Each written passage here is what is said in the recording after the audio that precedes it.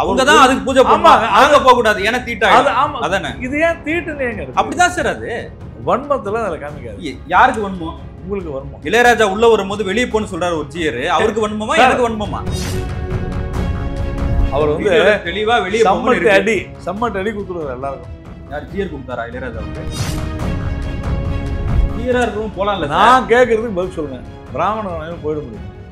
பிராமணர் தானே அவரு ஜீயர், அவ்வளவுதான். பிராமணர்கள் அவருக்கு ஜாதியே கிடையாது. அப்ப வேற ஒரு சமூகத்தை சேர்ந்த ஒரு ஜீராக்குங்க, தாராளமா அவங்களுக்கு அந்த தகுதி வந்து ஆகட்டும். நமக்கு இளையராஜாவை ஒரு ஜீராக்கி அவரை சொல்லுங்க. தமிழக இந்து சமய அறநிலையத்துறை தாண்டி நீங்க கோயிலை விட்டு அரசு வெளியேறணும்னு சொல்லுவீங்க. பாருங்க அரசே சொல்லிடுச்சு. அரசே நான் சொல்லுங்க, உங்களுக்கு சாதகமா சொல்றேன். உங்களுக்கு சாதகமா நீங்க எடுத்துக்கிறீங்க. இளையராஜா தமிழர் கடவுளை ஏற்றுக்கொண்டார். வீரமணி கடவுளை ஏற்றுப்பாரா? வீரமணி அத்தை வெளியே போன்னு சொன்னாங்க. கதையெல்லாம் வேணாம். வீரமணியா வெளியே போன்னு சொல்றாங்க. இப்ப தமிழர் கடவுள் நம்பிக்கை இருக்கிற இளையராஜா தான் வெளியே போக சொல்றாங்க. அதான் பிரச்சனையே. வீரமணினா நான் போகணும்னு சொன்னாரு. மாத்தி மாத்தி பேசுறேன். நான் மாத்தி மாத்தி இளையராஜா போகணும்னு சொன்னாரா? இல்லையே. போனார்ல. போனவர் ஏன் வெளியே அனுப்பிச்சீங்க? கோவிலுக்கு போகாதவர்கள், இறைவனை பிடிக்காதவர்கள், இறை மறுப்பு கொள்கையவர்கள் இது குறித்து பேசணும். இது சட்டம், அரசியல் சட்டம். சார் இறை நம்பிக்கை இருக்கிற இளையராஜா வெளியே போக சொல்றீங்க, அது யாரும் பேசக்கூடாதா? தமிழ்நாடு அரசு இந்து அறநிலையத்துறை என்ன? தமிழ்நாடு அரசு கட்டுப்பாட்டில் எந்த கோயிலும் இல்ல. கிடையவே கிடையாது. யார் கட்டுப்பாட்டுல இருக்கு? நான் சொல்றேன், யார் கட்டுப்பாட்டுல இருக்கு? கோவிலும் அந்தந்த கோவில் நிர்வாகத்துறை. அந்த கோயில் நிர்வாகம் அர்த்த மண்டபத்துக்குள்ள இவங்க வரக்கூடாதுன்னு முடிவு பண்றாங்க. அதானே? நீங்க எப்போ பார்த்தாலுமே ஜாதிய வர்ணத்தோட இருக்கீங்க சார். ஜாதி ரீதியா ஒருத்தர் நடத்துறீங்க.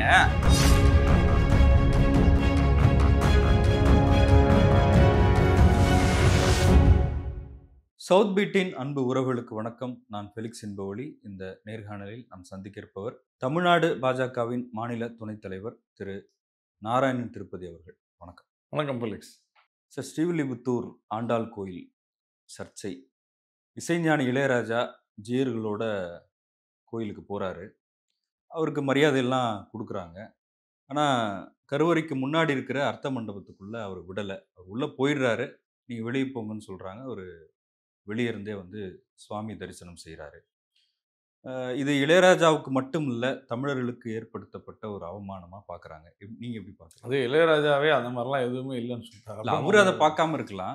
அப்புறமா தமிழக அரசும் சொல்லிடுச்சு, அந்த அர்த்த மண்டபத்துக்குள்ளே யாருக்குமே அனுமதி இல்லை ஜீயர்களை தவிர. தமிழக அரசு, அதாவது இந்து அறநிலையத்துறை தன்னுடைய அறிவிப்பில் சொல்லுது. இதில் உங்களுக்கு இங்கே இந்த பிரச்சனை வருதுன்னு எனக்கு புரியல. இல்லை, இந்து சமய அறநிலையத்துறை வந்து அது மரபு அப்படின்னு சொல்கிறாங்க. உச்சநீதிமன்றம் வந்து பல தீர்ப்புகளில் மிக தெளிவாக சொல்லுது, ஆகம விதிகள் என்பது பிறப்பின் அடிப்படையில் இல்லை, ஆனால் அந்த கோவிலுக்குன்னு சில விதிகள் இருக்கிறது, அது ஆகம விதிகள்.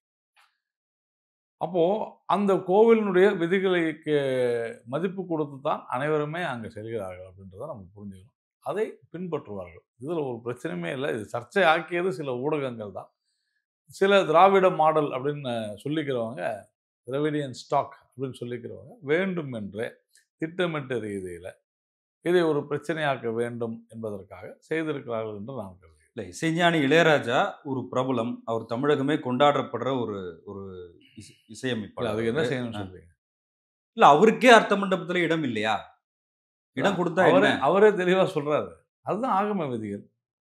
ஆகம விதிகளை உருவாக்குனது யாரு? அதுதான் நான் சொல்றேன். ஆகம விதிகள் என்று உருவாக்குனது வந்து பொதுமக்கள். பொதுமக்கள் கிட்ட அதிகாரம் இருந்துச்சு. அப்ப பொதுமக்கள் தான். ஒரு விஷயம் புரிஞ்சுங்க, ஒரு கோவிலுங்கிறது ஒரு சமுதாயத்தினுடைய சொத்து. கோவில்ன்றது பொதுமக்களுடைய சொத்து. அந்த பொதுமக்களுக்கு அர்த்த மண்டபத்தில் இடம் இல்லை. அவசரப்படாதீங்க. ஏன் இவ்வளோ டென்ஷன் ஆகாதீங்க? அப்படி டென்ஷன் ஆகாதீங்க. இல்லை, நான் டென்ஷன் ஆகுது. அப்போ இந்த ஆகம விதிகளை யார் உருவாக்கினார்கள்?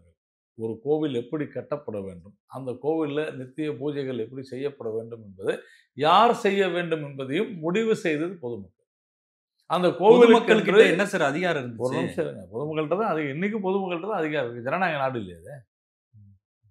ஜனநாயக கோயில் கட்டப்படும் போது ஜனநாயக நாடா? எப்போதுமே ஜனநாயகம் இருக்குது.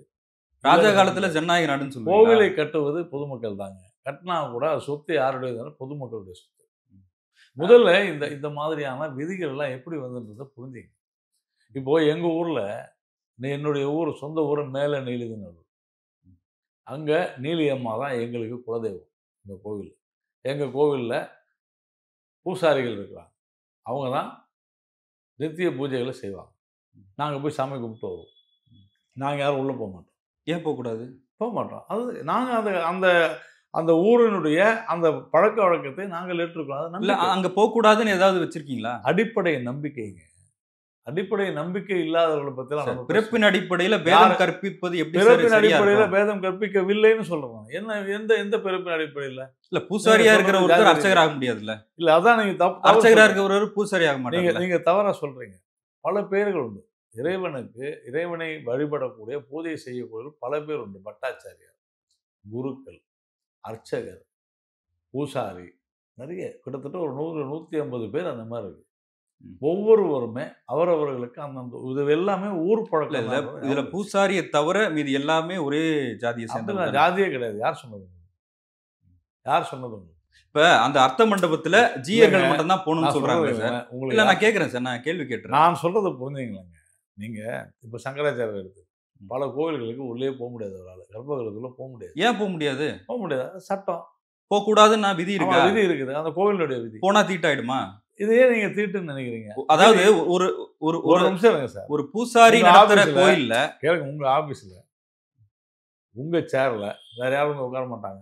உட்காரலாமே. உட்காருங்க. உட்காரலாம், உட்கார மாட்டாங்க. ஏன் உட்கார கூடாது? இது விதண்டாவது நீங்க பேசுறது. இப்போ என்னுடைய சேர் உட்காந்துருக்கேன். நான் யாரையுமே விட மாட்டேன். நாளைக்கு நான் இப்போ தெளிவா நான் சொல்றேன் கேட்டுங்க. இது சரி. என்னுடைய அலுவலகம். ஒரு நிமிஷம் இருக்கு. ஏன் அலுவலகம்? இது என்னுடைய நாற்காலி. இந்த நாற்காலியில இன்னொரு அமர்வதை நான் ஏற்க மாட்டேன். இவ்வளவுதான் விஷயம். சார் என் வேலை முடிஞ்சு போச்சுன்னா அடுத்தவர் அந்த சேர்ல உட்கார போறாரு. நீங்க காலி பண்ணிட்டு போய் அந்த சேரை வேற யாருக்கும் கொடுங்க. அப்போ பண்ணலாம். உங்க அலுவலகத்துல செய்ய மாட்டீங்க. இதுதான் விஷயம். நான் வந்து புரிதலுக்காக சொல்றேன். சரி, ஒவ்வொரு ஆபீஸ்ல வந்து என்ன வேலையில ஃபெலிக்ஸ். தூக்கிட்டாங்க சார். இன்னொருத்தர் அப்பாயிண்ட் பண்றாங்க. அவர் உட்கார வரல. ஃபெலிக்ஸ். ஒவ்வொரு நிறுவனத்திற்கும், அமைப்பிற்கும், அரசியல் கட்சிகளுக்கும், அரசாங்கத்திற்கும் எல்லாருக்குமே விதிகள் என்பது உண்டு. அது என்ன விதி சார் அது? அது தீண்டாமை விதினா? பாக்குறத விதியா? என்ன விதினா? தீண்டாமை தான் விதி. பிரதமர் அப்படின்னா பிரதமர் அவர்தான். நாற்காலி தான். இன்னொருத்தருக்கும் அந்த நாற்காலி உட்கார முடியாது. பிரதமருக்கு இருக்கிற அதிகாரம் ஜிஏருக்கு இருக்கா? சார் நீங்க ஒவ்வொரு சார் level ல பிரதமர் என்றவர் மக்களால் தேர்ந்தெடுக்கப்படுறவர் சார். நீங்க அவங்க பிறப்பின் அடிப்படையில் அவர் வராது. வாதத்திற்கு மருந்து உண்டு. விதண்டாவதற்கு மருந்து இல்லை. நீங்க இல்ல, நீங்க உங்கள்ட்ட வந்து பதில் இல்லையா அப்ப? இதுல என்ன பதில் இருக்கு? ம். ஒரு அஹ், ஒரு அறிவுபூர்வமான ஒரு கேள்வியை கேட்டீங்கன்னா நான் சொல்ல முடியும். நான் தான் சொல்றேன். இந்த நாடு அரசியலமைப்பு சட்டத்தின்படி இயங்கிக் கொண்டிருக்கிறது.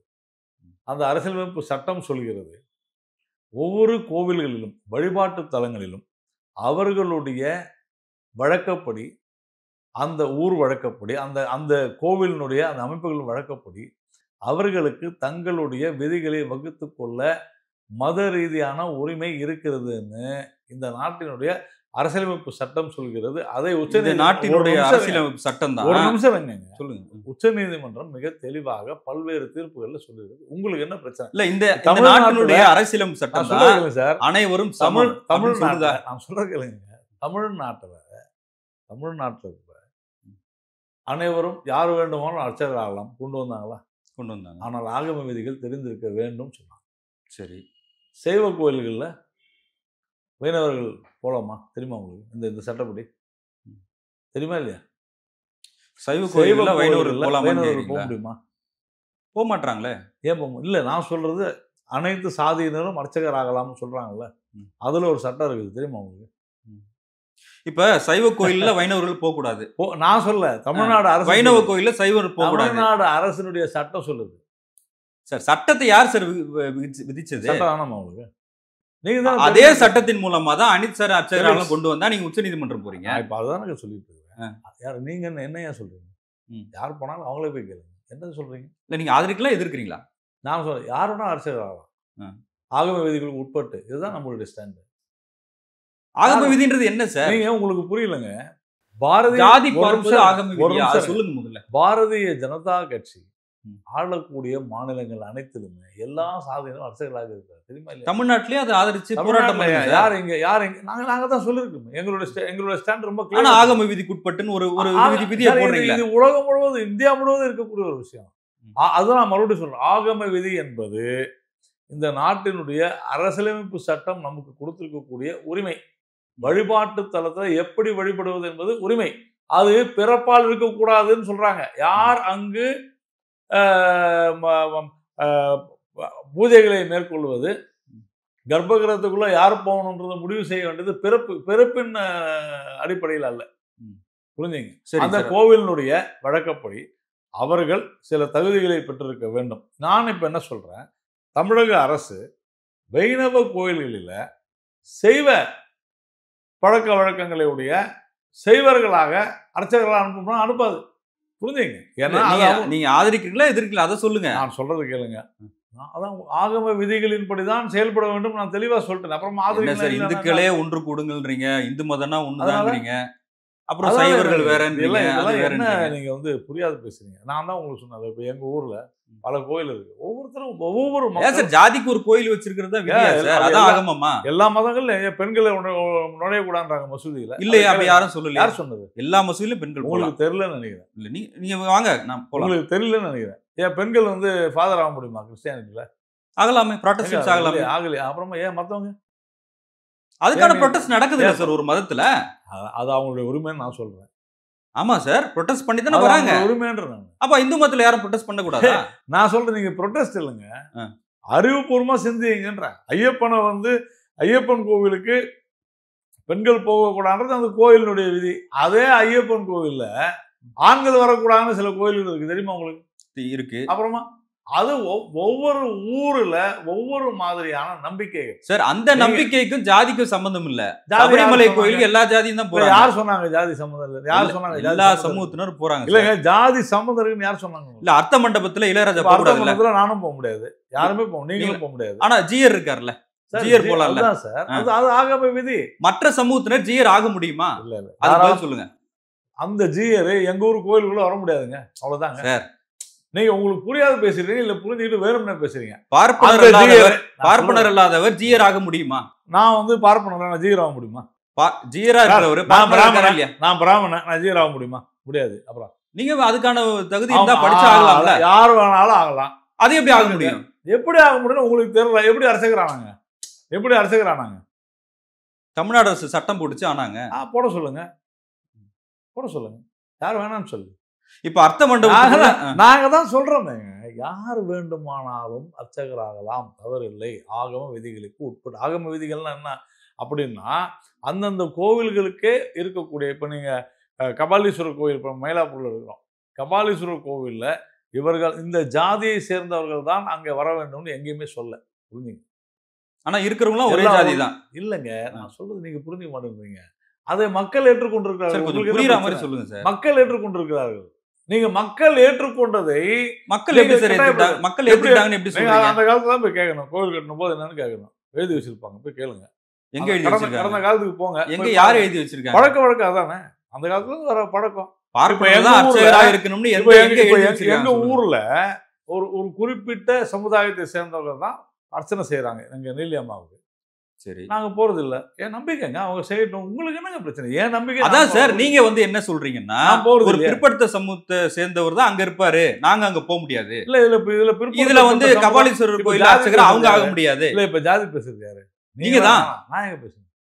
ஏன் நீங்க தான்? நான் பேசலையே.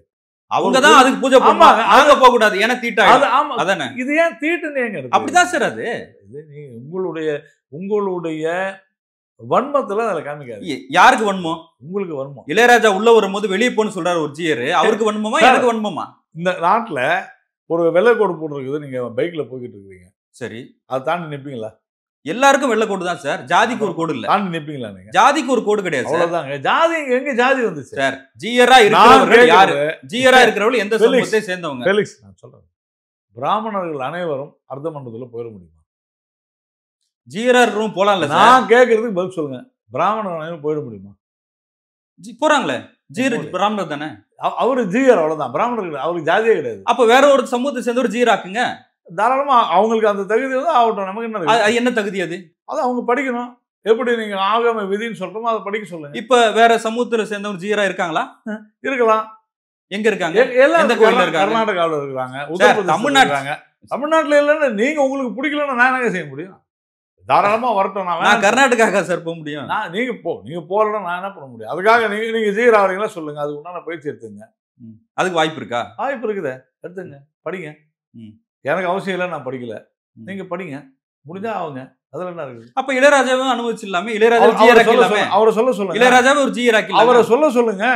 அவர் சொல்லலையே, அவர் தான் தெளிவா சொல்லிட்டாரு, சும்மா தேவையில்லாதெல்லாம் என்ன எடுக்காதீங்கன்றாரு. அவர் வந்து வீடியோல தெளிவா வெளிய செம்மட்டு அடி கொடுத்துருவாரு எல்லாருக்கும். யார் ஜிஆர் கொடுத்தாரா இளையராஜாவுக்கு? இளையராஜா கொடுத்துருக்காரு எல்லாருக்கும், உங்களை மாதிரி ஆளுங்க எல்லாம் தெளிவா சொல்லிருக்காரு. சரி, இளையராஜான்றவரு சார் அவர் நீங்க புரிஞ்சுங்க, நீங்க இளையராஜா மட்டும் இல்ல, தமிழக அரசு மிக தெளிவாக அந்த இடத்துல உற்சவர் இருக்கிறதுனால யாரும் அங்கு செல்வதில்லை, மிக தெளிவா சொல்லுது. இந்து சமயத்துறை இந்து சொல்லிருக்காங்க சமய சார். அறநிலையத்துறையை தாண்டி நான் ஒன்றும் சொல்ல வேண்டியது. அவங்க தான் வந்து இன்னைக்கு கோவில்களை சட்டவிரோதமாக தங்களுடைய கட்டுப்பாட்டில் வச்சிருக்காங்க. அத நீங்க கோயில விட்டு அரசு வெளியேறணும்னு சொல்லுவீங்க. பாருங்க அரசே சொல்லிடுச்சுன்னு இப்ப அரசே சொல்றீங்க. நான் சொல்லங்க, உங்களுக்கு சாதகமா உங்களுக்கு எது வேணுமோ அதை சொல்றேன். உங்களுக்கு சாதகமா இல்லைங்க, வந்தா நீங்க இல்லையே. எடுத்துக்கிறீங்க. உங்களுக்கு எது வேணுமோ அதை நான் சொல்றேன், அவ்வளவுதான். நான் அரசு சொல்றதெல்லாம் நான் அரசு அத்தாரிட்டியே கிடையாது. அப்ப அதை விட்டுருங்க. அதை விட்டுருவோம், நீங்களும் விட்டுருங்க. அர்த்த மண்டபத்துக்குள்ள நான் கேட்கிறேன் சார், கோவிலுக்கு போகாதவர்கள், இறைவனை பிடிக்காதவர்கள், இறை மறுப்பு கொள்கையவர்கள் இது குறித்து பேசக்கூடாது. இது சட்டம், அரசியல் சட்டம். சார் இறை ஒரு நம்பிக்கை நிமிஷம், இறை நம்பிக்கை இருக்கிற இளையராஜா வெளியே போக சொல்றீங்க. அது யாரும் பேசக்கூடாதா? இளையராஜா ஏற்றுக்கொள்கிறார், நாங்க போகலன்னு ஏத்துக்கிறார். உங்களுக்கு அவரு அதை ஏத்துக்கலாம் சார். அந்த அவமானம் எனக்கு என்ன சார், என்ன பேசுறீங்க நீங்க? இளையராஜா தமிழர்களோட அடையாளம் சார். அவரு இருக்கட்டும், அதனால அவர் வெளியே போன்னு சொல்லிடலாமா சார்? தமிழர்களுக்கும் அந்த கோவிலுக்குள்ள நுழையறதுக்கு சம்பந்தமே இல்லை, ஒன்னும் சம்பந்தம் இல்லை. தமிழர்களுக்கு இடம் இல்லையாங்க. இளையராஜா கோவில் அங்க தமிழர்களுக்கு இடம் இல்ல. இளையராஜா கடவுளை ஏத்துக்கிறாருல்ல, அப்ப எல்லா தமிழரும் கடவுளை ஏத்துக்கணும், ஒத்துக்கிறீங்களா? அவர் தமிழருங்க சார், அவர் தமிழர்கள் கடவுள் நம்பிக்கையோட தான் சரி. நான் கேட்கறது புரிஞ்சுங்க. இளையராஜா தமிழர்ன்றதுனால கோயிலுக்குள்ள போகணுன்றீங்க. இளையராஜா தமிழர் கடவுளை ஏற்றுக்கொண்டார். வீரமணி கடவுளை ஏற்றுப்பாரா? வீரமணி அத்தை வெளியே போன்னு சொன்னாங்க. கதையெல்லாம் வேணாம். வீரமணியா வெளியே போன்னு சொல்றாங்க. இப்ப தமிழர் கடவுள் நம்பிக்கை இருக்கிற இளையராஜா தான் வெளியே போக சொல்றாங்க. இப்போ அதான் பிரச்சனையே. ஃபெலிக்ஸ் மாத்தி மாத்தி பேசு. வீரமணினா நான் போணும்னு சொன்னாரா? மாத்தி மாத்தி பேசாதீங்க. நான் மாத்தி மாத்தி இளையராஜா போகணும்னு சொன்னாரா? இல்லையா? போனார்ல. இல்லையா? போனவர் ஏன் வெளியே அமிச்சீங்க? அவருக்கு விதியை சொன்னாங்க, வந்துட்டாரு வெளியே, அவ்வளவுதான். அவரே ஏன் அது அவமானம் இல்லையா? அவமானம் இல்ல. அவரே அது அவமானமா கருது போது நீங்க கருதுறீங்க. உங்களுக்கு கருத அவரு வந்து என்ன காரணம்? இளையராஜா வந்து ஒரு நிமிஷம் இளையராஜா நீங்க இருங்க. என்ன காரணம்னா உங்களுடைய வன்மத்துல கேட்காங்க. வன்மலாம் யாருக்கும் கிடையாது. இல்ல எல்லாருக்கும் ஜாதி பாக்குறதுல தான் வன்மம் இருக்கு. தீண்டாமை பாக்குறதுல தான் வன்மம் இருக்கு. நான் இன்னும் சொல்றேன், ஜாதி பாக்காதீங்க, தீண்டாமை பாக்காதீங்கன்னு சொல்றது வன்மம் எங்க இருக்கு? இன்னொரு விஷயம் சொல்றேன், சொல்லுங்க. உச்சநீதிமன்றம் சொல்லுது, ஆகம விதிகளின்படி யார் அங்கே செல்ல வேண்டும் செல்லக்கூடாது என்று வரையறுப்பது தீண்டாமை ஆகாது. உச்சநீதிமன்றம் சொல்றது கேட்பீங்களா மாட்டீங்களா? எல்லா நேரத்திலயும் உச்சநீதிமன்ற தீர்ப்பு ஏத்துக்கிறீங்களா நீங்க? நீங்க இந்த விஷயத்துல உச்சநீதிமன்ற தீர்ப்பு, இந்த விஷயத்துக்கு மட்டும் உச்சநீதிமன்ற தீர்ப்பு நான் ஏத்துப்பேன். எல்லா விஷயத்தையும் நான் உச்சநீதிமன்ற தீர்ப்பு ஏத்துதான் ஆகணும், வேற வழியே கிடையாது. நான் ஏத்துக்கலன்னா நான் இந்தியன் இல்லை. அப்புறம் சிதம்பரம் கோயில்ல வந்து உச்சநீதிமன்ற தீர்ப்பு வந்துச்சு. அதை எடுத்து அவங்க என்ன வந்துச்சு? என்ன வந்துச்சு சொல்லுங்க, என்ன வந்துச்சு? அரசாங்கத்துக்கு சொந்தமான தீர்ப்பு வந்ததுக்கு அப்புறம் தான் சார் அவங்க மேல்முறையீடு பண்ணாங்க. மறுபடியும் சார் மேல்முறையீடு பண்றதுக்கு எல்லாருக்கும் உரிமை இருக்கு. அதுதான் சார் நானும் சொல்றேன். அப்ப மட்டும் உச்சநீதிமன்ற தீர்ப்பு அவங்க ஏத்துக்கல, எப்படி அது? ஃபெலிக்ஸ், நீங்க பேசுறதுல உங்களுக்கே நியாயமா இருக்கு. சிதம்பரம் கோயில்ல தீட்சிதர்கள் அவர்களுடைய வழிபாடு, அவர்களுக்கு உரிமை இருக்கிறது தீர்ப்பு. அதுக்கு மேல அதுக்கு முன்னாடி அந்த கோயில் யார் கட்டுப்பாடுல இருந்துச்சு? தீட்சிதர்கள் கட்டுப்பாட்டுல தான் இருக்கு. இல்ல, தமிழ்நாடு அரசு கட்டுப்பாடுல இருந்துச்சு. இல்ல நீங்க தெரியாத, அது வழக்கு போட்டு தான் வந்துச்சு. நீங்க தெரியாத சொல்றீங்க. நீங்க என்ன, தமிழ்நாடு அரசுடைய கட்டுப்பாட்டுல எந்த கோயிலும் கிடையாது சார், எந்த கோயிலும் கிடையாது. நான் தான் சொல்றேன் மறுபடியும், சட்ட விரோதமாக செயல்படுறதை பத்தி எல்லாம் பேசாதீங்க. தமிழ்நாடு அரசு ஒரு நிமிஷம் சார், இந்து அறநிலையத்துறைன்றது என்ன சார்? தமிழ்நாடு அரசு அறநிலையத்துறைன்னு என்ன? தமிழ்நாடு அரசு கட்டுப்பாட்டில் எந்த கோயிலும் இல்ல, கிடையவே கிடையாது. யார் கட்டுப்பாட்டுல இருக்கு? நான் சொல்றேங்க, யார் கட்டுப்பாட்டுல இருக்கு? கோவிலும் அந்தந்த கோவில் நிர்வாகத்தினுடைய, அந்த கோவில் நிர்வாகம் அர்த்த மண்டபத்துக்குள்ள இவங்க வரக்கூடாதுன்னு முடிவு பண்றாங்க. அதானே அந்த கோவில், அதானே சார்? அந்த கோவிலுடைய விதிகள் இதை சொல்லுது. அந்த விதிகளின்படி இந்து அறநிலையத்துறை சொல்லுது. இவ்வளவுதான் அவசியம். புரிஞ்சுங்க. தீண்டாமை கடைபிடிக்கிறது விதி. தீண்டாமை என்பது இல்லைன்னு உச்சநீதிமன்றம் சொல்லுது. அப்புறம் அப்ப இளையராஜா விட வேண்டியதானே சார்? இளையராஜாவை அங்கே, இளையராஜாவை இல்லை, இளையராஜா அல்லது நாராயணன் ஆகியோரை விடவில்லை என்று சொன்னால் அது தீண்டாமை இல்லைன்னு சொல்லுது உச்சநீதிமன்றம். ஏனென்றால் அது அந்த அந்த கோவிலினுடைய விதி தெளிவா சொல்லுது. அப்புறம் it is settled law. Next, உச்சநீதிமன்றமே வந்து தீண்டாமை தான் சொல்லுதுன்றீங்களா? தீண்டாமை இல்லைன்னு சொல்லுது. அது எப்படி சார் ஆகும்னு கேக்குறேன். நீங்க விளக்குங்க. நான் விளக்குறேன். நீங்க விளக்குங்க. நீங்க கொஞ்சம் டென்ஷன் ஆகாத, அமைதியா கேட்டா. நான் டென்ஷன் இல்லை, எனக்கு டென்ஷன் இல்லை. நான் மறுபடியும் சொல்றேன், ஒவ்வொரு நிறுவனத்திற்கும், ஒவ்வொரு அமைப்பிற்கும், ஒவ்வொரு கோயில் என்பது ஒரு நிறுவனம். சார் இருக்கட்டும் சார், ஒவ்வொரு அமைப்புன்னு சொன்ன அமைப்புன்னு வச்சுங்க. சரி. ஒவ்வொரு அரசாங்கத்திற்கும், ஒவ்வொரு துறைகளுக்கும் எல்லாத்துக்குமே ஒரு விதி இருக்கும். இப்போ டிஜிபி அப்படின்னு சொன்னால் அவர் அந்த யூனிஃபார்ம் போட்டுக்கிட்டு அவர் உட்காரணும். அவர் 4 ஸ்டார்னா 4 ஸ்டார் அவருக்கு கொடுக்கணும், 1 ஸ்டார்னா 1 ஸ்டார் கொடுக்கணும். எல்லாருக்கும் விதி இருக்குது. இவங்க இப்படி தான் நடக்கணும் அப்படின்னு இருக்குது. அதுபோல தான் வழிபாடும். அந்தந்த வழிபாட்டு தலங்களில் அந்த வழிபாட்டு தலங்கள் வைத்திருப்பது விதி. நான் வந்து இப்ப நான் கேட்கலாமா? தாராளமாக கேளுங்க. இப்ப டிஜிபிக்கு இத்தனை ஸ்டார் இருக்குன்னு சொல்றீங்கல்ல, அந்த டிஜிபி வந்து எந்த சமூகத்தினரா வேணாலும் இருக்கலாம் இல்லையா? இருக்கலாம். எந்த மதத்தினரான்னு இருக்கலாம் இல்லையா? இருக்கலாம். அப்ப இந்து மதம்னு ஒண்ணு இருக்கு. சரி. இந்து மதத்துல மத்த சமூகத்தினர் ஜீர் ஆக ஏடிஜிபி முடியுமான்றதான் கேள்வி. ஏடிஜிபி டிஜிபி சேரில் போய் உட்கார முடியுமா? அதான் கேள்வி. சார் டிஜிபி ரிட்டையர் ஆயிட்டாருன்னா இன்னொரு டிஜிபி வருவார் சார். டிஜிபி ஆனாதாங்க வர முடியும். அதே ஜாதி இருக்கிறவர் வர்றாரு. டிஜிபி ஆனாதான் வர அதான் அதே ஜாதி இருக்கிறவர் வருவாரா? டிஜிபி ஆனாதான் வர ஜாதி என்ன? டிஜிபி ஆனாதான் வர முடியும். டிஜிபின்றது ஒரு ஜாதின்னு வச்சுங்க. அப்புறமா டிஜிபியே ஜாதி ஆகிட்டீங்களா? வேற என்ன உங்களுக்கெல்லாம் அப்படிதான் சொல்லி அப்ப ஜீயருங்கிற ஒரு ஜாதியா? உங்களுக்கெல்லாம் சொல்லி அப்படிதான் ஜீயருங்கிறது ஒரு ஜாதியா? நீங்க எப்ப பார்த்தாலுமே ஜாதிய வன்மத்தோட இருக்கிறீங்க சார். ஜாதி ரீதியா ஒருத்தர் நடத்துறீங்க, அது ஜாதி வன்மம் இல்ல. அதான் சொல்றீங்க. இளையராஜா எந்த சமுதாயத்தை சேர்ந்தவர்ன்றதை விட்டுருவோம். சரியா? சரி. நான் என்ன சொல்றேன், நீங்க இளையராஜா இல்ல, நீங்க யார வேணாலும் கூப்பிட்டுவாங்க, அந்த அர்த்த மண்டலத்தில் போக முடியாது. இதுல ஜாதி எங்க இருந்துச்சு? அப்ப இந்து மதத்துல ஜாதி இல்ல? கண்டிப்பா இருக்குது. யாரும் இல்லைன்னு சொன்னாங்க? எல்லா மதத்துலயும் ஜாதி இருக்கு. கிறிஸ்தவத்துல ஜாதி இருக்குது, இஸ்லாத்துல ஜாதி இருக்குது. அது இந்தியால இருக்கிற இந்தியா ஜாதிகளால் ஒன்றிணைக்கப்பட்ட ஒரு நாடு தான் சார். அதுல ஜாதிகள் எப்படி சார் ஒன்றிணைக்கும்? ஜாதிகள் தான் இருக்குது. அப்போ ரிசர்வேஷனே வேணாம்னு சொல்லுவீங்களா? எதன் பெயரால் நீங்க ஒடுக்குனீங்களோ அதன் பெயரால் உரிமையை கேட்கறாங்க சார். கதையெல்லாம் சொல்லாதீங்க. ஜாதி ரீதியாக எல்லா சர்டிபிகேட் கிச்சு போட்டா ஜாதி இல்லைன்னு சொல்றீங்களா? நீங்க பேர் எடுத்துட்டா ஜாதி இல்லைன்னு சொல்றீங்களா? இன்னைக்கே இல்ல சார், இன்னைக்கே ஒரு சட்டம் போட்டு எல்லாரும் ஜாதி சர்டிபிகேட் கிழிச்சு போட்டுருங்க அப்படின்னா ஜாதி பார்க்க மாட்டீங்களா? ஒரு விஷயம் நல்லா புரிஞ்சுங்க. ஜாதின்னா என்ன? இந்த ஜாதி யாரால் உருவாக்கப்பட்டது? யாரால் உருவாக்கப்பட்டது? பிரிட்டிஷ்காரனால உருவாக்கப்பட்டது நான் சொல்றேன். ஐயோ. அப்புறமா ஐயோ அதான் அதான் தொழில் ரீதியாக வகைப்படுத்தப்பட்டவர்கள். நீங்க வந்து தலையில இருந்து பிறந்தவன், காலில் இருந்து பிறந்தவன் கதையெல்லாம் விட்டுக்கிட்டு அதெல்லாமே இங்கிலீஷ் புக்ல இருந்து எடுத்தது தான். இன்க்ளூடிங் மனு ஸ்மிருதி இல்லையா? அது எது பகவத்கீதையில் இல்லையே? என்ன சொல்லுது? ஒன்றும் சொல்லலையே. வர்ணங்களால் பிரிக்கப்பட்டவங்க. அதான் சொல்றேன். நீங்க புரிஞ்சிக்கல. சமஸ்கிருதம் உங்களுக்கு தெரியல, புரிஞ்சிக்கல. தெரியாத மொழி படிச்சுட்டு நீங்க வந்து இங்க இருக்கிற பல பேர் உளறிக்கிட்டு இருக்காங்க. அதுதான் இல்லைன்னு சொல்றேன். சமஸ்கிருதம் நீங்க மட்டும் தான் படிக்கணும். எனக்கு தெரியாது. சமஸ்கிருதம் எனக்கு தெரியாது. அதான் சொல்றேன், எனக்கு தெரியாது. அப்ப உங்களுக்கு மட்டும் எப்படி அது புரியும்? நான் தான் சொல்றேன். நீங்க புரியாத இங்கிலீஷ்ல இருந்து பார்த்து நீங்க சொல்றீங்கன்ற. அப்ப நீங்க எந்த மொழியில படிச்சீங்க? நான் படிக்கலையே. படிக்காம எப்படி சார் தெரியுன்றீங்க? மனுஸ்மிருதின்றது என்னன்னா எழுத்து இல்லை. அதான் புரிஞ்சுங்க. அதான் நான் சொல்றேன். மனுஸ்மிருதின்றது எழுத்து இல்லை. நீங்க இல்லாத ஒண்ணே இருக்குன்னு சொன்னீங்கன்னா அப்படிதான். இளையராஜா அவர்களை சார் வெள்ளக்காரன் தானே சார் ஜாதியை கொண்டு வந்தான். ஜாதி இல்லைன்னு சொல்லிட்டுங்க. அது நான் தான் இல்லைன்னு தானே சொல்றேன். இப்ப இந்து மதத்தில் ஜாதியால் கட்டப்பட்டதுங்கிறீங்க சார். இன்னைக்கு இந்த நாடு ஜாதி ரீதியா தான் சார் இருக்குது. இல்லன்னு உங்களால மறுக்க முடியும். இந்து மதம் என்பது ஜாதியால் கட்டப்பட்டதுன்னு சொல்றீங்க சார். இந்து மதமே இல்லை சார். நான் தான் சொல்றேன், இந்த நாடே ஜாதி ரீதியாக தான் சார் இருக்கு. ஜாதி தான் இந்து மதம். சார் இந்து மதம் சொல்ல ஜாதியால் கட்டப்பட்ட மதம். நான் உங்களுக்கு இந்திய அரசியலமைப்பு சட்டம் என்ன சொல்லுதுன்னு மறுபடியும் சொல்லுங்க. யார் ஹிந்து அப்படின்னா இந்திய அரசியலமைப்பு சட்டம் சொல்லுது, யார் ஒருவர் இஸ்லாமியர் இல்லையோ, யார் ஒருவர் கிறிஸ்தவர் இல்லையோ, யார் ஒருவர் பார்சி இல்லையோ அவர் ஹிந்து. அப்படின்னா என்ன அர்த்தம்னா, தங்களை மத அடையாளப்படுத்தி கொண்டவர்கள் இந்த 3 மதத்தை சார்ந்தவர்கள். அப்படி மத அடையாளம் கொடுக்காதவர்கள், இல்லாதவர்கள், அவர்களுக்கு பெயர் ஹிந்து என்று பொதுவாக வைத்திருக்கிறார்கள். அவ்வளவுதாங்க விஷயம். ஹிந்துன்றது ஒரு மதமே அல்ல.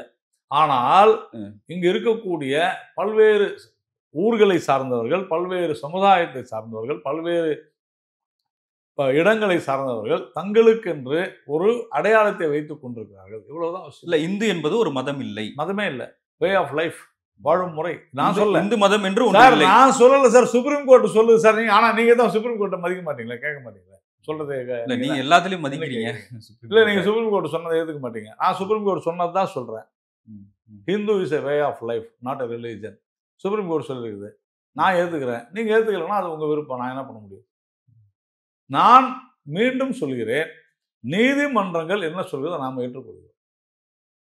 நீதிமன்றங்கள் அனைவரும் அர்ச்சகராகலாம். அரசாங்கம் ஆர்டர் போட்டுச்சு, நீதிமன்றத்துக்கு போச்சு, நீதிமன்றம் ஓகே பண்ணுங்கன்னு சொல்லிச்சு. ஆனால் அந்த நீதிமன்றம் என்ன சொல்லுச்சுன்றதையும் நீங்க பார்க்கணும். அதுதான் நான் சொல்றேன். அதனால நாம எதை வேண்டுமானாலும் ஏற்றுக்கொள்வோம். இந்த இந்தியா ஜாதிகளால் கட்டமைக்கப்பட்ட நாடு தான், அதுல எந்த சந்தேகமும் இல்லை. ஆனால் நான் உயர்ந்தவன் நீ தாழ்ந்தவன் என்று சொல்வது தவறு. அதுதான் சொல்றேன் சார். தவறுதான். இல்ல, ஆனால் இந்தியா அதான் சொல்றேன். நீங்க இந்த இடத்துல முடிச்சுக்கலாம். இந்த இடத்துல நேற்றைய தினம் ஸ்ரீவில்லிபுத்தூர்ல ஒரு குறிப்பிட்ட ஜாதியினர் வரலாம் வரக்கூடாதுன்னு சொன்னா அதற்கு பெயர் தீண்டாமை. இங்க யாருமே வரக்கூடாது, இவர் ஒரு சிலரை தவிர அவர்களுக்கு அந்த இடத்திற்கு வரக்கூடிய உரிமை இருக்கிறது அப்படின்னு அந்த கோவில் நிர்வாகம் இப்ப இல்ல பல நூறாண்டுகளாக சொல்லி இருக்கும் பொழுது அதற்கு பெயர் தீண்டாமை இல்லை என்பதை உச்சநீதிமன்றம் மிக தெளிவாக சொல்லியிருக்கிறது. அதைத்தான் நேற்று இந்து அறநிலையத்துறையும் சொல்லியிருக்கிறது. தவறில்லை. இந்தியா என்பது ஜாதியால் கட்டப்பட்டது அப்படின்னு சொல்றீங்க. அது உண்மைதானே சார்? உண்மைதான் சார். அந்த வெள்ளக்காரன் தானே ஜாதி கொண்டு வந்தான்றீங்க. சரி, அந்த ஜாதியை விட்டுருங்களேன்ற. நான் எதுக்கு எதுக்கு அதை வச்சுக்கிட்டு நான் என்ன பிடிச்ச வச்சுக்கிட்டு இருக்கேன். ரெடி, நாளைக்கு எல்லாத்தையும் கிழிச்சு போட்டுருங்க. அப்ப எந்த விதமான அந்த ஜாதி வேண்டாம் நீங்க சொல்ல தயாரா? நான் ஜாதி வேணாம்னு தானே சொல்றேன். நான் ஜாதியே இல்லைன்னு தாங்க நானும் சொல்றேன். ஜாதி ஒழிக ஜாதியே இல்லைன்ற அப்புறமா நீங்க நானா இந்தியா ஜாதியா தான் கட்டமைப்பு. இல்ல இப்ப ஆர்எஸ்எஸ் பாஜகவோ ஜாதி ஒழிப்பு போராட்டம் நடத்திருக்காங்களா? ஆர்எஸ்எஸ் என்னைக்குமே ஜாதி பார்த்தே கிடையாது. இல்ல ஜாதி ஒழிப்பு போராட்டத்தை எதுக்கு நான் நடத்திருக்காங்களா? ஒழிக்கணும் சார்? எனக்கு புரியல. நான் ஏன் ஒழிக்கணும்? அப்ப வாழணுமா ஜாதி? ஐயா உங்களுக்கு புரிய மாட்டேங்குது சார். நீங்க குழப்புறீங்க. அது வே ஆஃப் லைஃப், அவ்வளவுதான். அப்ப நீங்க அந்த ஜாதியை ஆதரிக்கிறீங்களா? அது நீங்க ஏன் போய் நீங்க அதுல இந்த தீண்டாமைன்றது உள்ள கொண்டு வேணும்னே நீங்க பிரச்சனை பண்றீங்க. அவ்வளவுதான் விஷயம். அது யாரு தீண்டாமை ஒழிக்க பாடுபட்டாங்க? EV Ramasamy Niagara பாடுபட்டாரு? கிடையாது. தமிழ்நாட்டுல முதல்ல இந்து ஆலயங்கள்ல எல்லாரும் போகணும்னு சொன்னது ராஜகோபாலாச்சாரி. அதற்கு முன்னால பாரதியார். ஏன் இந்த ஆலயத்துக்குள்ள எல்லாரும் போக முடியாம ஏன் சார் இருந்துச்சு? ஒரு நிமிஷம். அதுக்கு முன்னால யாரு? அதுக்கு முன்னாடி ஏன் சார் யாரும் போக முடியல? பிரிட்டிஷ்காரன போய் கேளுங்க. இங்க இருக்கிற ஏஜென்ட்ஸ் இன்னும் இருக்கிறாங்கல்ல, நீதி கட்சியினுடைய நீட்சின்னு தம்பட்டாச்சு. அதுக்கு முன்னாடி எல்லாரும் போனாங்களா? போயிருந்தாங்க.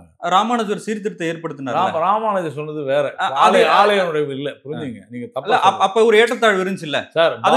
பாரதியார் காலத்துல இருந்துச்சு. பாரதியார் அதை கண்டிச்சாரு. ஸ்ரீ ராமானுஜர் காலத்துல ஏற்றத்தாழ்வு இருந்துச்சா இல்லையா? இல்ல, ஏற்றத்தாழ்வுன்றதே கிடையாதுங்க. நான் சொல்றேங்க.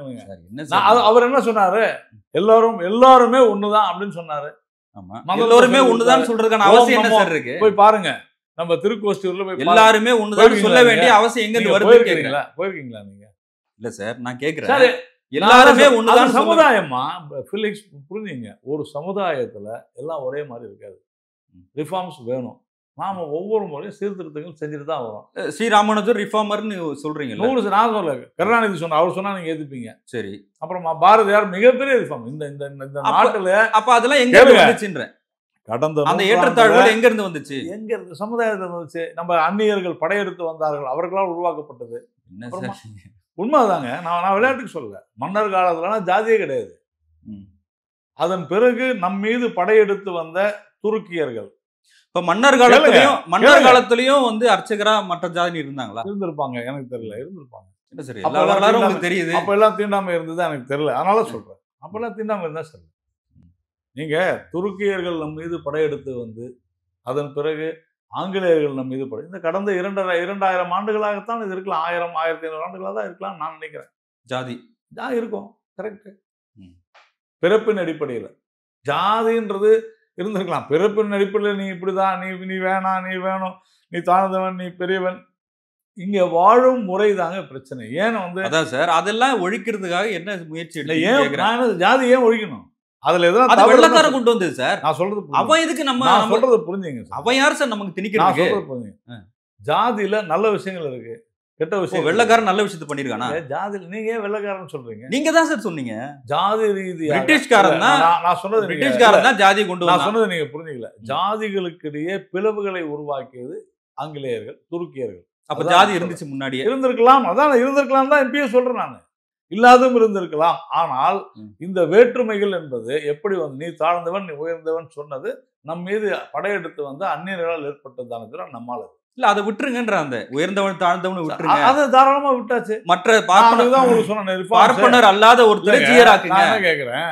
இப்போ நீங்க இந்த பார்ப்பனர்னு சொல்றீங்கல்ல, அதுவே நான் தவறுன்னு சொல்றேன். சரி, பிராமணர்னு வச்சுக்கோங்க. இல்ல, இது என்ன ப்ராப்ளம்? இல்ல, பிராமணர் அல்லாத ஒருத்தர் ஜீயராக்குங்க. இதுதான் ஒருத்தர் நான் பேசும்போது சொன்னார். ஏன் பார்ப்பனர் என்று சொன்னாரு? பாரதியார் சொல்லுங்க. துலுக்கன்னு பாரதியார் சொன்னார். சொல்லுங்க. அதான் சார், பிராமணர் அல்லாத ஒருத்தரை ஜீயராக்குங்க, ஜாதியை ஒழிங்க. நான் மறுபடியும் உங்களுக்கு சொல்றேன். ஜீயர் ஆக வேண்டிய தகுதி அவர்களுக்கு இருந்தால் தாராளமாக ஆகலாம். என்ன தகுதி? நான் தான் எனக்கு ஆகணும்னு எனக்கு அவசியம் இல்லை, எனக்கு விருப்பம் இல்லை. இல்ல அது சார் என்ன தகுதி? உங்களுக்கு ஆகணும்னா படிங்க. ம். அவ்வளவுதான் நான் சொல்றேன். நான் என்ன அத்தாரிட்டியா இல்லையா? ம். உங்களுக்கு ஆகணும்னா படிங்க. பிறப்பின் அடிப்படையில இதுதான்றது தவறு. நானும் அதை ஏத்துக்கிறேன். உச்சநீதிமன்றம் சொல்லிருக்குது. நான் ஏத்துக்கிறேன். பாரதியார் சொல்லியிருக்காரு. நான் ஏத்துக்கிறேன். ராஜாஜி சொல்லியிருக்காரு. நான் ஏத்துக்கிறேன். ராமானுஜர் சொல்லியிருக்காரு. நான் ஏத்துக்கிறேன். ம். இந்த நாட்டுல ஜாதிகளற்ற இந்த ஜாதி பேதமற்ற சமுதாயம் உருவாக வேண்டும் என்று பாடுபட்ட நான் சொன்ன அந்த 3 பேருமே பிராமண சமுதாயத்தை சேர்ந்தவர்கள் தான். வேற யாரும் இதுக்கெல்லாம் ஒண்ணும் பேட்டியெல்லாம் ஒண்ணும் முடிக்கல. இதான் விஷயம். இல்ல அதுக்கான அவசியம் எங்க இருந்து வந்துச்சுன்னு கேக்குறேன். அதுக்கான அவசியம் எங்கேருந்து வந்துச்சுன்னா, இந்த மாதிரி தான் நீதி கட்சி நீட்சின்னு சொல்லிக்கிறவங்களால தான். என்ன சார்? அதான் உண்மை. நீதி கட்சி ஆன்டி தலித், ஆன்டி பிராமின். அங்கேருந்து தூங்க அதான் சார் நான் என்ன சொல்றேன்னா, நீங்க ஆன்டி தலித் இல்லன்னு காட்டுங்களேன். நான் எதுக்கு காமிக்கணும்? நான் இல்ல. நான் காமிக்கணுன்ற அவசியம் இல்லையா? நான் ஏன் காமிக்கணும்? நீங்க நீதி கட்சியை காமிக்க சொல்லுங்க. இதுல ஆகம விதிப்படி ஆக முடியாதுன்றீங்க. இல்லைங்க. அந்த ஆகம விதியை உடைங்க.